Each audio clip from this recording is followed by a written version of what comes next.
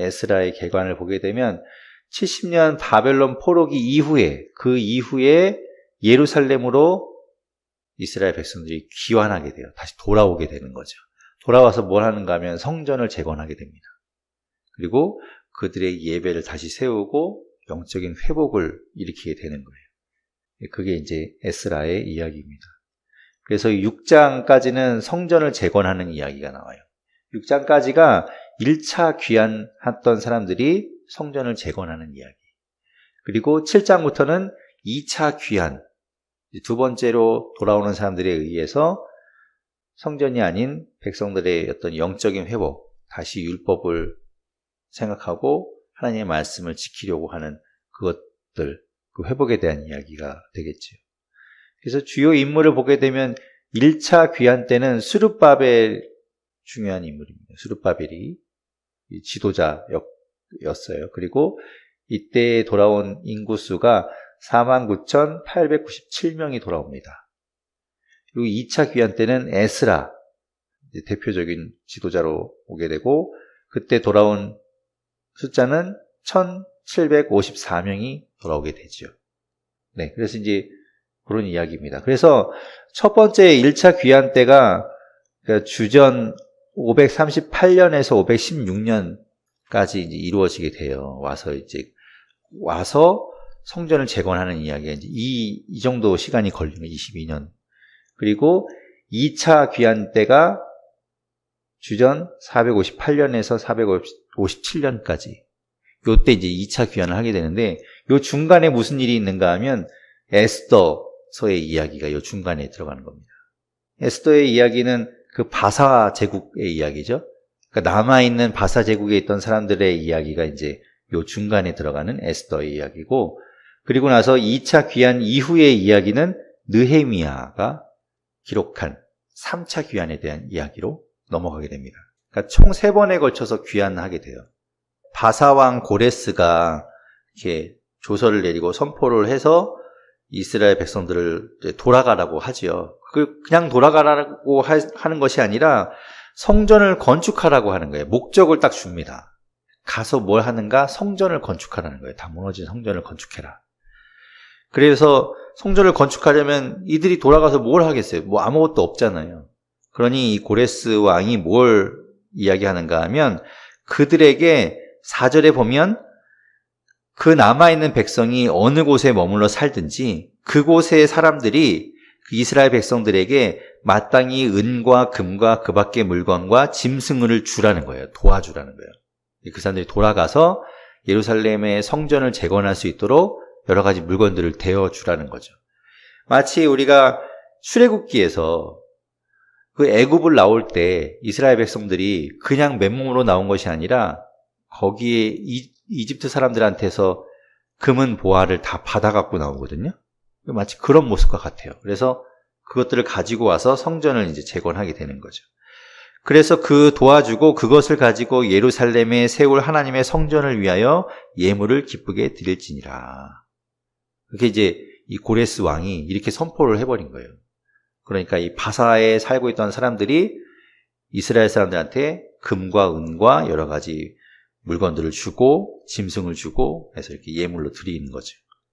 자, 그래서 이제 5절에 보면 이에 유다와 베냐민 족장들과 제사장들과 레위 사람들과 그 마음이 하나님께 감동을 받아서 올라가서 내가 예루살렘에서 성전을 건축해야 되겠다 하는 사람들이 다 일어나서 돌아오게 되는 겁니다. 어떤 사람들이 돌아온다고요? 성전을 건축할 사람들이 돌아오는 거예요. 이 고레스가 성전을 건축하라고 했으니까. 그래서 성전 건축할 사람들이 돌아옵니다. 그래서 여기 얘기한 것처럼 채 5만 명이 되지 않는 사람들이 돌아오는 거예요. 원래는 바벨론 포로로 잡혀간 사람이 훨씬 많았겠죠. 그런데 그 중에서 5만 명만 돌아옵니다. 왜냐하면 이 사람들이 성전을 건축해야지. 그래, 내가 가서 성전을 건축해야지. 라는 마음을 가진 사람들만 돌아왔다는 겁니다. 그들이 이제 돌아와요. 그래서 6절에 아까 고레스 왕이 이야기했던 것처럼 사람들이 은그릇, 금, 물품들, 짐승, 보물들을 그들에게 주어서 가지고 옵니다. 그리고 7절에 고레스 왕이 바벨론이 남유다를 멸망시키고 이스라엘 백성들을 끌고 갈 때 어떻게 했냐면 성전을 파괴하고 성전에 있던 모든 성전 기물들을 다 빼앗아 갔거든요. 근데 그걸 다시 돌려줍니다. 고레스 왕이. 그래서 7절에 보면 이 왕이 여호와의 성전 그릇을 꺼내서 옛적 느부갓네살, 바벨론의 느부갓네살이 빼앗았던 것을 다시 돌려주는 겁니다. 그래서 그걸 다 돌려줘요. 8절 보면 8절 끝에 유다 총독 세스바살에게 넘겨줍니다. 그래서 그걸 가져가게 하죠. 그래서 그 모든 것들을 가지고 오게 됩니다. 11절 끝에 보면 세스바살이 그 그릇들을 다 가지고 갔더라. 그가 이제 그 유다의 총독으로서 바사에서 파견된 유다의 총독이 세스바살이 그것들을 가지고 이제 이스라엘 백성들과 함께 가게 되는 거죠. 2장에 보면 이제 돌아온 사람들의 명단이 이제 나오게 됩니다. 어떤 자손에 누구 몇 명 이런 이제 명단이 쭉 나오는데 2절 보면 스룹바벨과 예수와 그 사람들로부터 시작돼서 명단들이 쭉 기록되어 있어요. 좀 넘어가서 보시면 많은 사람들의 이름들이 나오죠. 그래서 그 사람들을 다 더하면 64절에 보면 온 회중의 합계가 42,360명이 됩니다. 그리고 65절에 그 외에 남종과 여종, 종들, 노예들이 7,337명, 그리고 노래하는 남녀가 200명. 그래서 다 합치면 이제 49,897명이 되는 거예요. 그 사람들이 돌아오게 되는 거죠. 그 외에도 가축들도 많았어요.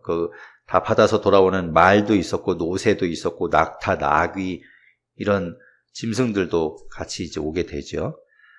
자, 그런데 이제 여기 명단에 있지 않은 사람들을 보면 제사장들 중에서도 나중에 들어온 사람들 중에 62절에 보면 이 계보 중에 자기 이름을 찾아도 얻지 못함으로 그들을 부정하게 여겨 제사장의 직분을 행하지 못하게 했다라고 되어 있어요.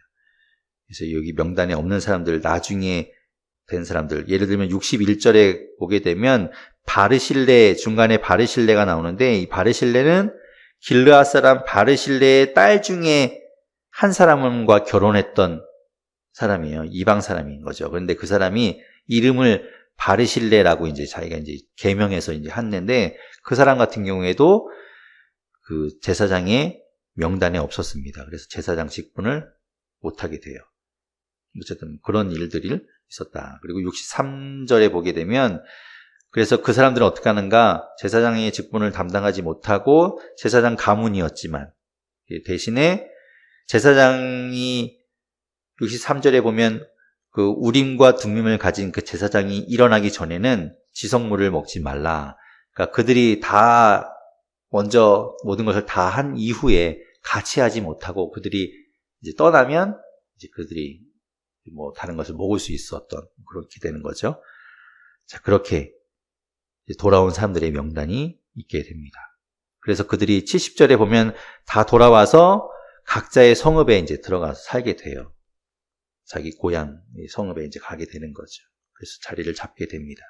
그래서 3장에 보면 이제 그들이 다 돌아왔어요. 돌아와서 뭐 하는가 하면 첫 번째로 1절에 보면 중간에 그들이 일곱째 달에 이르러서 예루살렘에 모이게 됩니다.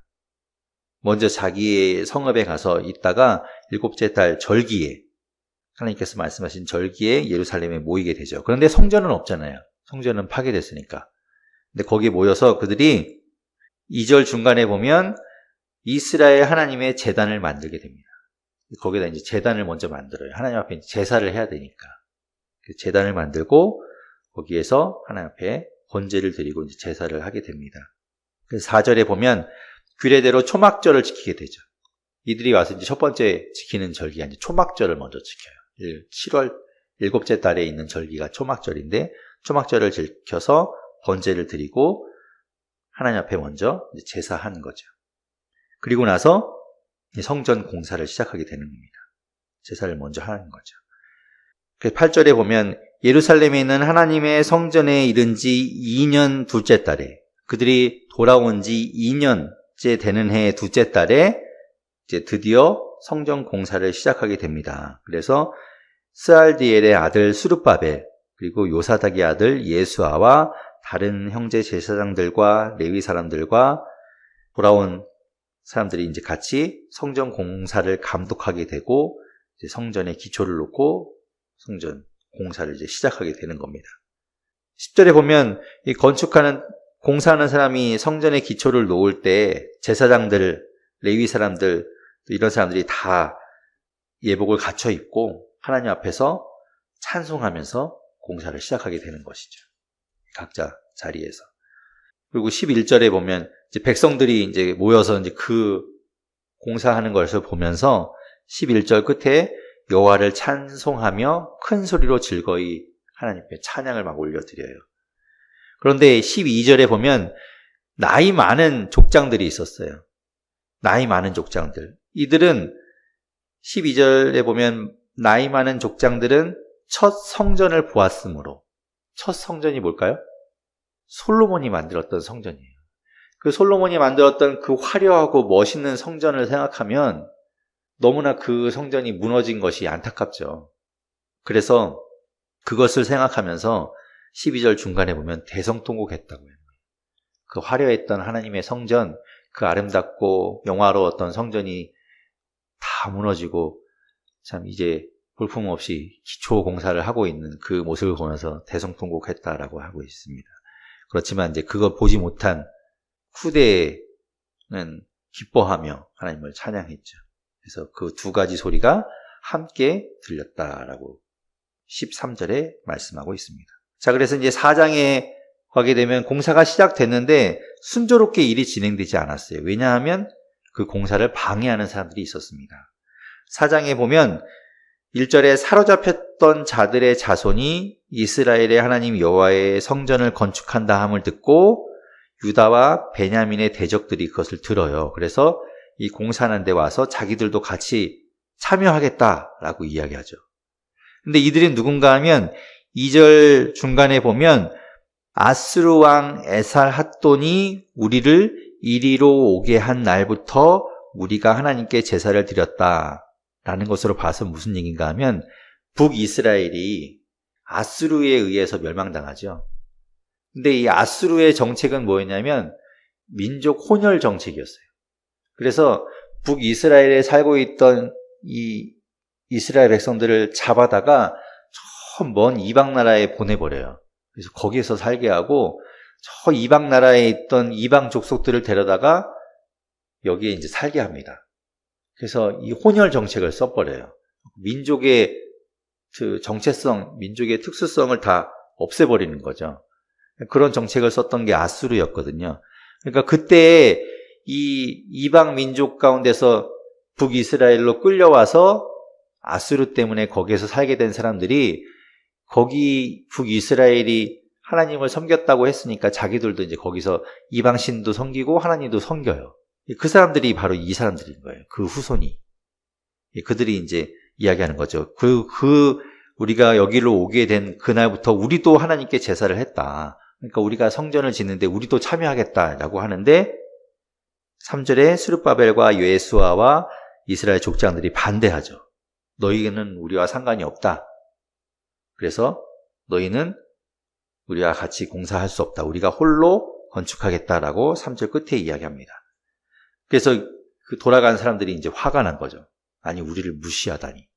그래서 어떻게 하는가 하면 5절에 보면 바사왕 고레스의 시대부터 바사왕 다리오가 즉위할 때까지 관리들에게 뇌물을 주어서 그 계획을 막아요. 그리고 6절에 아하수에로 왕이 즉위했을 때 그들이 그 왕에게 조서를 올려서 고발합니다. 고발의 내용이 이제 7절부터 나오게 되는데 무슨 얘기인가 하면 이들이 이제 와서 성전을 짓는다. 그리고 예루살렘 성을 건축하고 있는데 이것 때문에 바사 제국에 아마 이들이 배신할 거다라고 이제 이야기하는 거죠. 그래서 보면 이제 13절에 이렇게 이야기합니다. 이제 왕은 아시옵소서. 만일 이 성읍을 건축하고 그 성곽을 완공하면 저 무리가 다시는 조공과 관세와 통행세를 바치지 아니하리니 결국 왕들에게 손해가 될 것입니다. 그러니 못하게 하십시오. 뭐 이렇게 하는 거죠. 근데 이들은 이 성전을 짓는 게 그런 용도가 아니잖아요. 하나님께 예배하기 위한 성전을 짓는 건데 이게 이제 막 모함하는 거죠. 그런데 이제 이 아닥사스다 왕이 보니까 그럴듯하거든요. 그래서 못하게 합니다. 그래서 23절에 보면 아닥사스다 왕의 조서 초본이 르훔과 서기관 심세와 그의 동료 앞에서 낭독되매 그들이 예루살렘으로 급히 가서 유다 사람들을 보고 권력으로 억제하여 그 공사를 그치게 하니, 그래서 공사를 못하게 막어요. 그래서 언제까지 중단되는가 하면 24절에 보면 예루살렘에서 하나님의 성전 공사가 바사왕 다리오 제2년까지 중단되게 됩니다. 약 한 15년 정도를 공사를 못하게 돼요. 그래서 이제 멈춰지는 거죠. 자, 그렇게 이제 성전을 재건하려고 하는데 이 모함에 의해서 성전 공사가 중단이 되고, 그러고 나서 뭐 1, 2년이 아니라 이렇게 10몇 년이 흐르고 나니까 사람들이 포기해 버린 거죠. 이제 성전 여기까지 우리는 안 되나 보다 라고 이제 포기하고 있는 그때에 5장에 가게 되면 선지자가 일어나게 됩니다. 선지자 학개와 이또의 손자 스가랴가 하나님의 이름으로 그들에게 예언을 합니다. 그래서 그 예언을 듣고 스알디엘의 아들 스룹바벨과 요사닥의 아들 예스아가 일어나서 다시 성전을 건축하기 시작합니다. 용기를 얻는 거죠. 하나님이 다시 그걸 하라고 하셔서 이제 하게 됩니다. 그런데 또 이제 그걸 방해하는 사람이 또 있어요. 3절에 보면 유브라데 강 건너편 총독이었던 다뜨네와 스달보스네가 또 그의 동관들과 더불어서 너희가 언제 그 왕이 못하도록 했는데 니네가 왜 이걸 또 다시 시작하냐라고 이제 얘기하는 거죠. 그러면서 이제 다리오 왕에게 이들이 공사를 또 다시 시작합니다. 그러니 못하게 하십시오. 라고 또 이제 보내죠. 그게 이제 또 6절부터 나오는 이야기예요. 그 조서를 보내고 나서 5절 끝에 보면 그 답장이 오기를 이제 기다립니다. 그래서 6절부터 이어지는 얘기도 내내 비슷해요. 그거 하지 못하게 하십시오라는 뭐 그런 이야기죠. 보면은 이제 12절부터 뭐 그런 이야기도 있어요. 예전에 이제 느부갓네살에 의해서 이들이 이제 바벨론에 옮겨졌고 끌려갔고 또 그 고레스 원년에 성전을 다시 건축했다가 멈춰졌다. 그러니 왕이시여 이전 왕들이 했던 조서들, 그 내렸던 공문들 있잖아요. 그것을 확인해 보고 이 공사를 할지 말지 결정해서 알려주십시오. 이제 명령을 내려주십시오라고 이제 기다리는 거죠. 이들은 총독이니까, 관리들이니까 이제 기다리고 있는 거예요. 그래서 6장에 보면은 다리오 왕이 그래서 예전에 문서 창고에 가서 이제 조사를 하게 됩니다. 예전에 왕들이 어떻게 했는지 그걸 찾아보게 해요. 그래서 찾아보는데 2절에 보면 메데도에 있는 앙메다 궁성에서 두루마리 하나를 찾게 됩니다. 근데 두루마리 하나 찾아서 보니까 고레스 왕 원년에 고레스가 예루살렘 성전을 건축하라 하고 필요한 거 있으면 다 대줘라라고 내렸던 조서가 발견된 거예요. 그게 가장 먼저 효력이 있잖아요. 그러니까 이제 그걸 보고 성전을 건축하도록 도와라. 보면 이제 8절에 보면 내가 또 조서를 내려서 하나님의 이 성전을 건축함에 대하여 너희가 유다 사람의 장로들에게 행할 것을 알리노니 왕의 재산 곧 유브라데 강 건너편에서 거둔 세금 중에서 그 경비를 이 사람들에게 끊임없이 주어서 그들로 성전 공사하는 걸 멈추지 않도록 해라. 이렇게 이제 하는 거예요. 그러니까 성전 공사가 다시 진행될 수 있게 되는 거죠. 왕이 이제 이렇게 했으니까. 그러면서 11절에 보면은 내가 또 명령을 내리노니 누구를 막론하고 이 명령을 변조하면 그의 집에서 들보를 빼내고 그를 그 위에 메어 달게 하고 그의 집은 이로 말미암아 거름더미가 되게 하라. 그걸 막지 말라. 그래서 이제 진행되게 됩니다.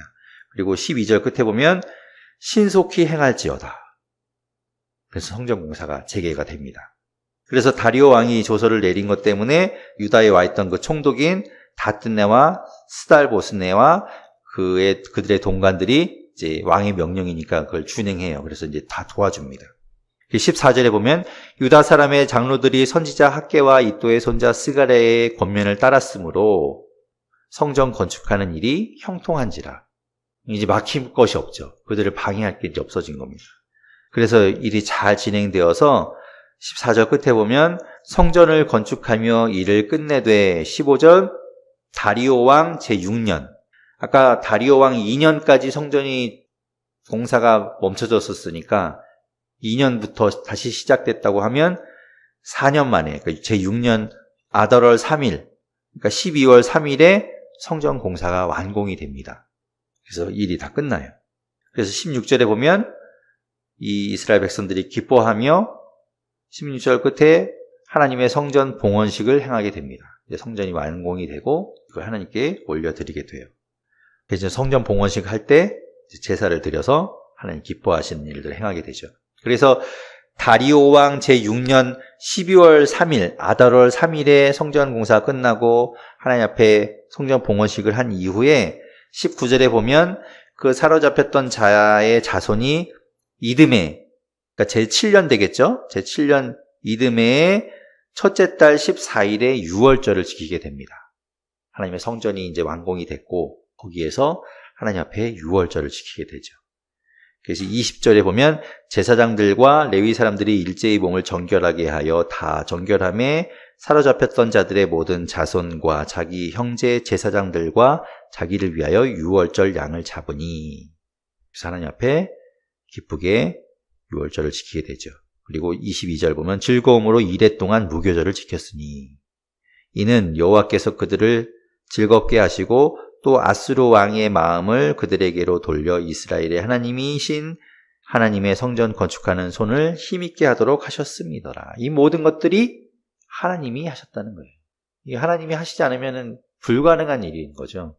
그런데 하나님이 이 고레스를 통해서 일하심으로 인해서 돌아오게 되었고 또 그를 통해서 성전을 건축하게 되었던 것이죠.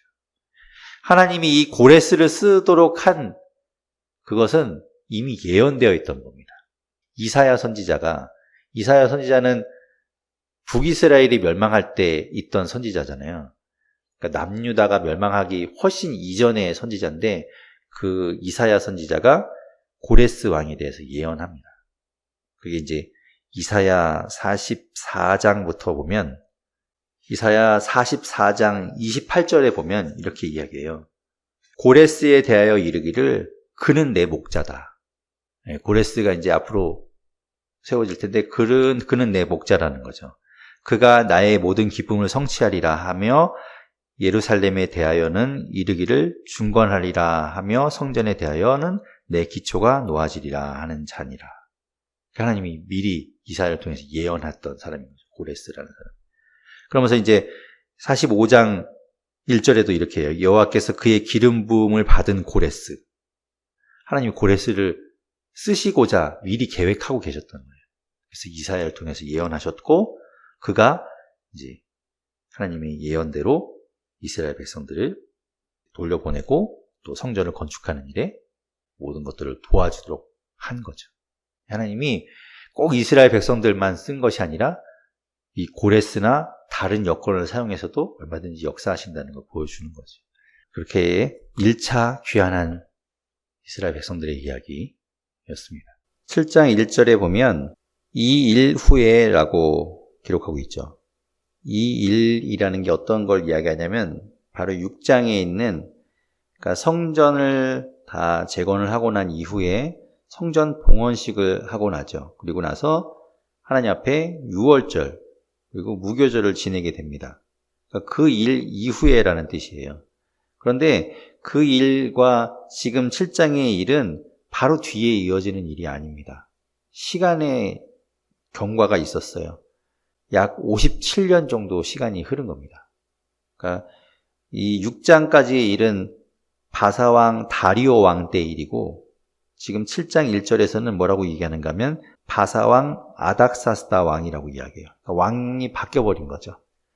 그러니까 그 정도의 시간이 지금 57년 정도의 시간이 흐른 뒤입니다. 바사왕 아닥사스다가 있을 때에 에스라라는 사람이 있었습니다. 근데 그 에스라가 누군가 하면 1절부터 5절까지 이 에스라가 어떤 사람인가, 에스라의 가문이 어떤가에 대해서 이야기하고 있어요.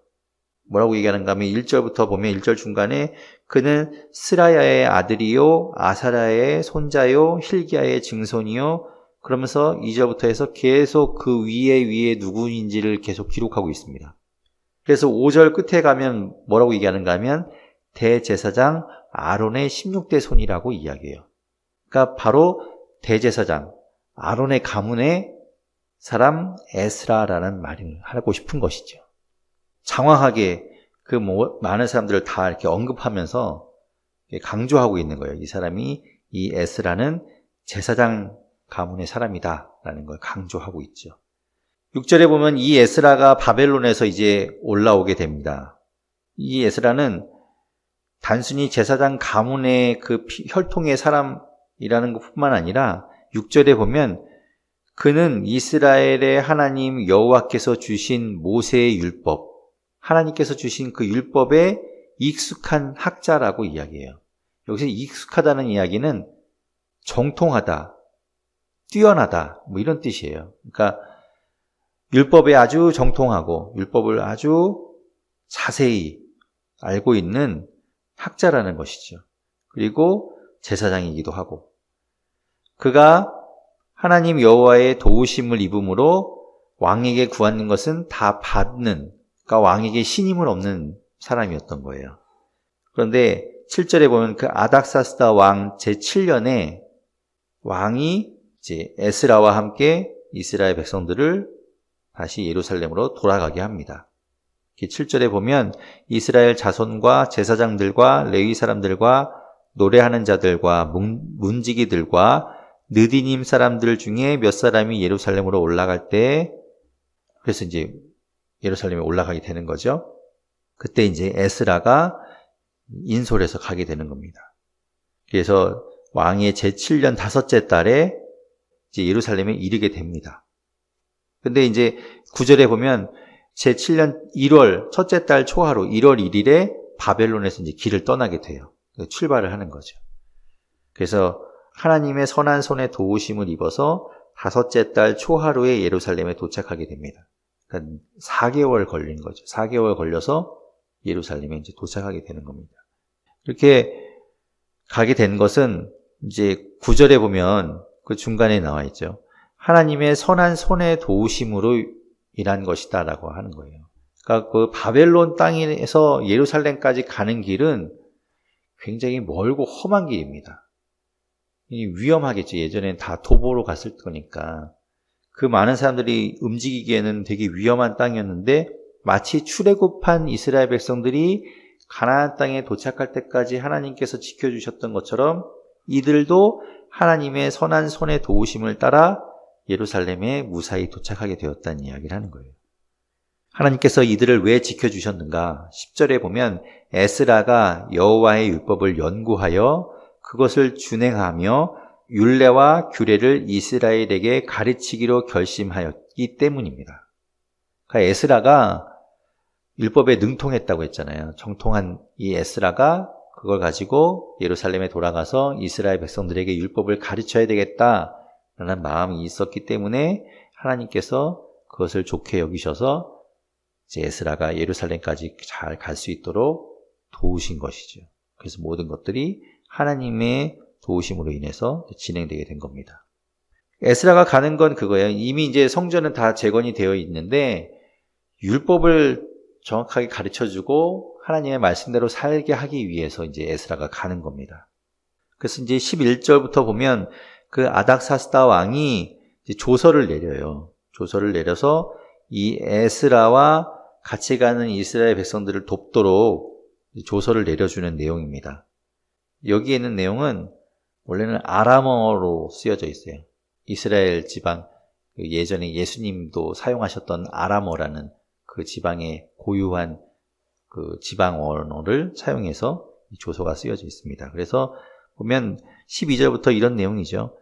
12절에 그 에스라를 이 아닥사스다 왕이 뭐라고 표현하는가 하면 하늘의 하나님의 율법에 완전한 학자 겸 제사장이다 라고 이야기해요. 그러니까 에스라는 그런 사람이라는 거죠. 학자, 율법에 대해서 능통한 사람, 서기관, 그러니까 율법 학자, 그리고 제사장 가문의 제사장. 이 에스라에게 조서를 내려서 그를 돕도록 해라 라는 이야기를 하는 겁니다.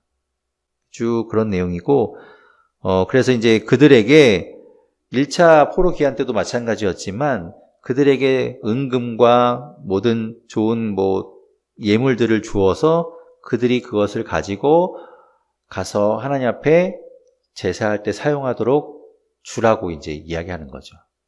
단순히 그냥 어떤 기부의 의미가 아니라 그들도 하나님을 알았던 거예요. 내가 이렇게 돈을 줄 테니, 내가 이걸 줄 테니 가서 이거 너희 하나님께 드려서 우리도 복받게 해줘라 라고 이제 주는 겁니다. 그래서 그것들을 다 받아서 이제 가게 되는 거죠. 그리고 이제 지나가는 동안에 여러 고을들을 지나게 되고 또 중간중간에 여러 나라들을 지나게 되잖아요. 근데 이 바사 제국은 그때 당시에 가장 강대국이었거든요. 그 주변을 통치하고 있던 그 여러 나라들이 있지만 다 바사의 속국이었기 때문에 그 나라들을 지나갈 때 이 왕의 조서를 보여주면 무사 통과 가능했던 것이죠. 그래서 거기에서 그 나라들을 지나갈 때 보면 24절 끝에 보면 거기에는 나라들이 이들이 지나갈 때 조공과 관세와 통행세를 받지 말라라고 이야기하는 거예요. 그냥 통과시켜줘라 라고 이야기합니다. 그리고 25절에 보면 이 에스라가 가서 무엇을 해야 하는가? 이제 이 아닥사스다 왕이 에스라에게 말하기를, 이 조서에 쓰기를, 에스라여 너는 내 손에 있는 내 하나님의 지혜를 따라 내 하나님의 율법을 아는 자를 법관과 재판관을 삼아 강 건너편 모든 백성을 재판하게 하고, 그러니까 예루살렘에 돌아가서 하나님의 율법에 따라서 재판하게 하고 또 그 중에서 알지 못하는 자들을 가르쳐라, 율법을 가르쳐라 라고 에스라에게 임무를 주는 겁니다. 그래서 그거 가지고 이제 가게 되지요. 그런데 이제 특색이 있는 걸 보면 22절에 보면 여러 것들을 이제 주라고 이야기할 때 22절에 보면 그리고 밀, 포도주, 기름, 소금 이런 것들을 주라고 이야기해요. 마치 왜 예전에 우리가 암행어사들 마패 가지고 다니면 마패를 보여주면은 그만큼 말을 내주었던 것처럼 이 조서를 보여주면 이제 이런 것들을 받았던 것이죠. 근데 이것들을 받아서 무엇 하는가 하면 우리가 레위기나 민수기에서 보았던 것처럼 하나님 앞에 제사 지낼 때 이것들을 다 사용합니다. 우리가 제사에 5가지 제사 방법이 있었죠. 번제와 소제, 화목제, 속건제, 속제제 이렇게 5가지가 있었는데, 소제는 곡식의 가루를 가지고 하나님께 태워드리는 제사인데 그때 사용하는 게 이제 밀이죠, 밀. 그래서 밀과 거기 밀에다가 이제 기름을 넣어요. 그리고 그 기름 넣은 데다가 소금을 또 넣습니다. 그래서 여기 지금 22절에 있는 것처럼 밀과 기름과 소금은 다 소제에 사용되죠. 그리고 포도주는 하나님 앞에 부어드리는 전제에 사용합니다. 민수기 15장에 보면 이제 전제에 대해서 나오는데 하나님 앞에 포도주를 부어드리는 제사에 사용하기 위해서 포도주가 필요하죠. 그러니까 그런 지금 이 받아가는 것들이 다 하나님께 제사할 때 쓰여지는 것들을 받는 겁니다. 이스라엘 백성들이 자기의 이익을 위해서 그런 것들을 받아가는 것이 아니라 다 하나님께 쓰기 위해서 받아가는 거죠. 자, 그렇게 이 조서를 받아서 에스라가 가게 됩니다. 그래서 27절, 28절에는 에스라가 그것이 너무 감사해서 하나님 앞에 하나님을 찬양합니다. 27절부터 보면 우리 조상들의 하나님 여호와를 송축할지로다. 그가 왕의 마음에 예루살렘 여호와의 성전을 아름답게 할 뜻을 두시고 또 나로 왕과 그의 보좌관들 앞과 왕의 권세 있는 모든 방백의 앞에서 은혜를 얻게 하셨도다. 그리고 내 하나님 여호와의 손이 내 위에 있다라고 하나님을 찬양합니다. 이 에스라는 계속해서 하나님의 손을 강조해요. 하나님의 손이 늘 우리와 함께 하시고 나를 도우셨다라고 이야기합니다. 자, 그래서 8장에 보게 되면 이제 에스라와 같이 돌아오는 사람들의 명단이 나오게 됩니다. 2절에 보면 이제 제사장 비느하스 자손 중에는 게르솜, 이다말 자손 중에는 다니엘이라는 제사장이 이제 같이 가게 되고, 그리고 다윗의 자손 왕족 중에는 핫두스라는 사람이 같이 가게 됩니다. 그리고 3절부터는 이제 이스라엘 백성들 중에서 각 족장들과 함께 가는 사람들, 남자들입니다. 그들의 명수에 대해서 기록하고 있어요. 합치면 1496명이 됩니다. 그래서 이제 그들과 함께 가게 돼요. 이제 남자만 계수했으니까 여자와 어린아이들까지 하면 훨씬 많았겠죠. 이제 15절에 이제 그들이 떠납니다. 떠나서 중간에 아하와로 흐르는 강, 아하와 강가에 머물게 됩니다. 거기서 3일 동안 머물게 되면서 이제 이 에스라가 함께 가는 사람들을 면면을 살펴보다 보니까 그 중에 15절 끝에 있죠. 레위 자손이 한 사람도 없는 거예요. 레위 자손이 있어야 가서 하나님 앞에 이제 성전에서 일할 때 레위 자손이 있어야 일을 하는데 레위 자손이 없는 것이죠. 그래서 족장들을 부릅니다. 족장들을 불러서 17절 끝에 보면 우리 하나님의 성전을 위하여 섬길 자를 데리고 오라. 가서 그런 레위 사람들을 찾아서 데리고 오라라고 이야기합니다. 그래서 이제 그들을 데리고 와요. 18절, 19절 보면 이제 그들을 데리고 오는데 18절 끝에 보면 세레비야와 그의 아들들과 형제 18명 그리고 19절에 뒤쪽에 보면 20명 그래서 38명을 데리고 오죠. 레위 사람들 38명 데리고 오고 또 20절에 보면 느디님 사람 중에서 성전 일꾼, 성전에서 일할 사람 220명도 함께 데리고 옵니다. 느디님 사람이라는 게 누군가 하면 이 레위인들을 도와서 하나님의 성전에서 일하는 종들이에요. 노예인 거죠. 그러니까 그런 사람들을 이야기합니다. 이방 사람이었을 거겠죠.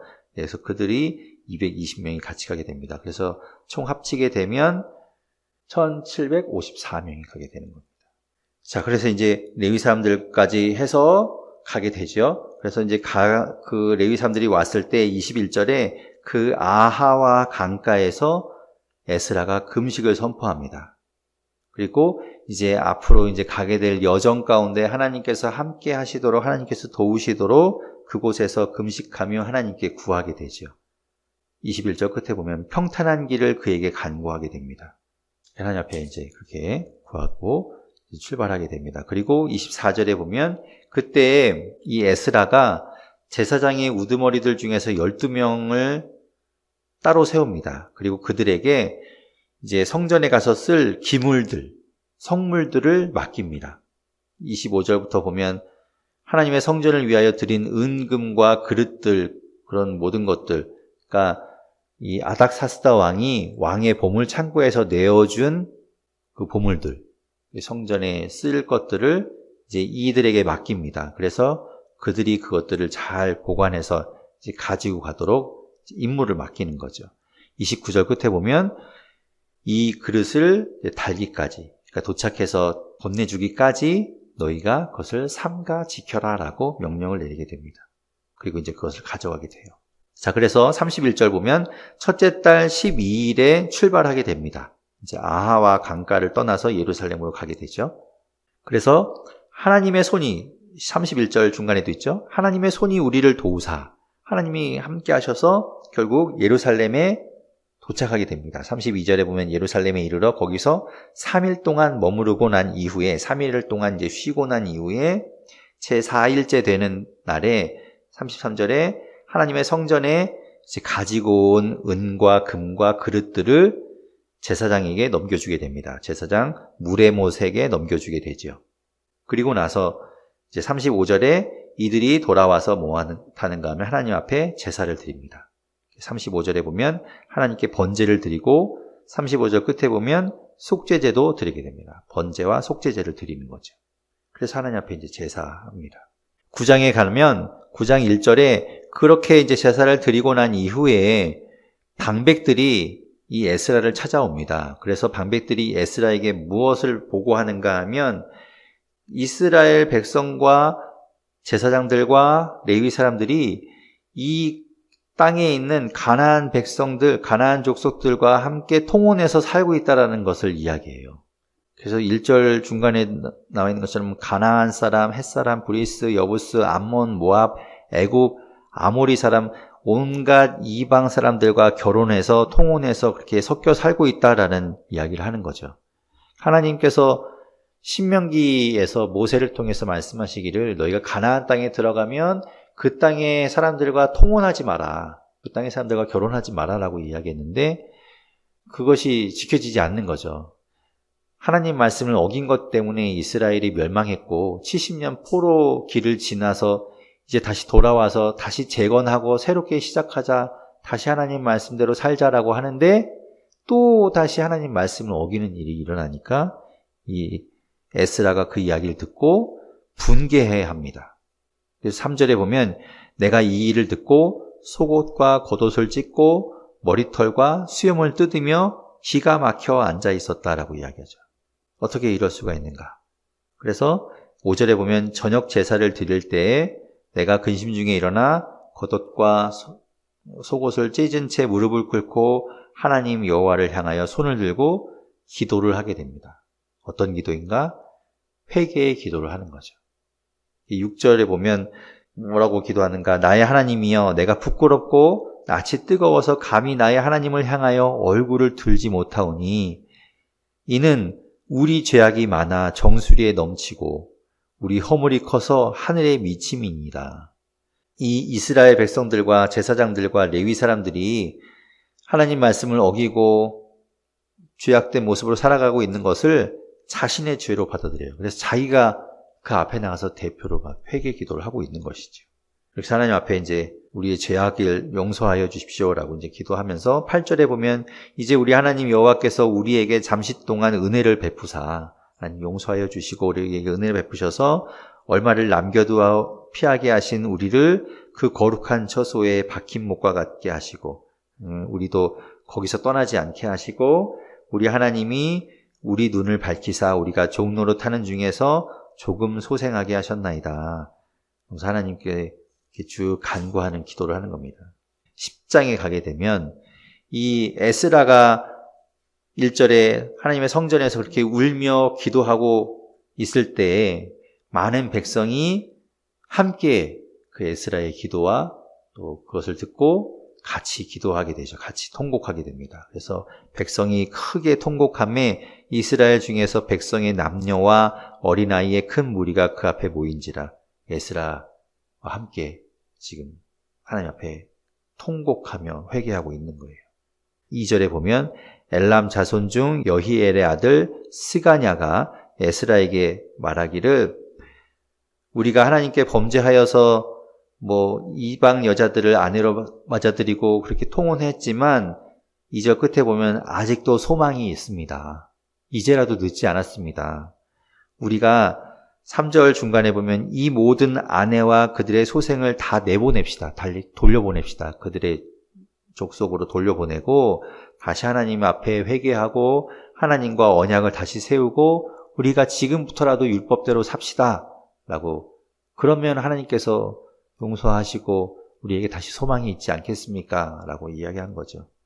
그래서 이제 에스라가 이제 다 온 이스라엘 백성들을 부릅니다. 그래서 다시 하나님 앞에 그렇게 우리가 다시 맹세하고 다시 언약 앞에 살기로 결단하자 해서 7절에 보면 유다와 예루살렘에 사로잡혔던 자들의 자손에게 공포하기를 너희는 예루살렘으로 모이라. 지금 예루살렘으로 다 모여라. 8절에 보면 말을 듣지 않는 사람은 그의 재산을 정몰하고 사로잡혔던 자의 모임에서 쫓아내라. 그러니까 다 모여라. 누구를 막론하고 다 모여라 라고 이야기하죠. 그래서 9절 중간에 보면 9째 달 20일 9월 20일에 하나님의 성전 앞에 이스라엘 백성들이 다 모이게 됩니다.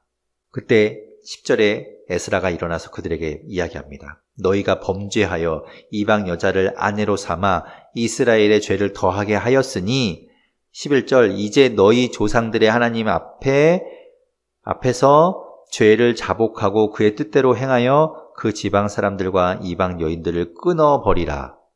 그랬더니 12절에 보면 모든 회중이 그러겠다고 큰 소리로 대답하죠. 그런데 정작 이스라엘 백성들은 따르겠다고 이렇게 결단하고 하기로 하는데 문제는 이제 지도자들인 거예요. 제사장과 레위 사람들. 15절에 보면 모두 다 찬성한 것이 아니라 그것에 반대한 사람들이 있었습니다. 오직 아사엘의 아들 요나단과 디과의 아들 야스야가 일어나 그 일을 반대하고 스물람과 레위 사람 삽부대가 그들을 돕더라. 그래서 대표적으로 이 네 사람이 반대하고 나서는 거죠. 하지만 이제 많은 사람들이 그 말을 따르기로 했기 때문에 실제로 이제 조사를 합니다. 그렇게 이방 여인을 아내로 맞아들인 사람이 누구인지를 조사를 합니다. 16절 끝에 열째 달 초하루 10월 1일에 그 일을 조사를 시작해서 17절 보면 그 다음에 첫째 달 초하루 1월 1일까지 조사를 하게 됩니다. 그래서 그때까지 이제 이방 여인을 아내로 맞아들인 자들의 조사를 마치게 됩니다. 그리고 이제 그 조사를 통해서 이제 그들은 이제 에스라의 이야기처럼 하나님 말씀을 따라서 그들을 다 돌려보내겠다라고 하는 거죠. 그리고 19절에 보면 이제 그들이 하나님 말씀 따라서 그렇게 하기로 하고 그 죄로 말미암아 속건제를 드리게 됩니다. 속건제. 하나님 앞에 신실하지 못했던 죄에 대해서 하나님 앞에 회개하고 드리는 제사가 속건제인데 속건제를 통해서 하나님 앞에 속죄하게 되죠. 그렇게 해서 제사를 드리게 됩니다. 그리고 그 사람들의 명단이 이렇게 나오게 돼요. 쭉 이름들이 기록되어 있고 마지막 44절에 보면 이상은 모두 이방 여인을 아내로 맞이한 자라 그 중에는 자녀를 낳은 여인도 있었더라.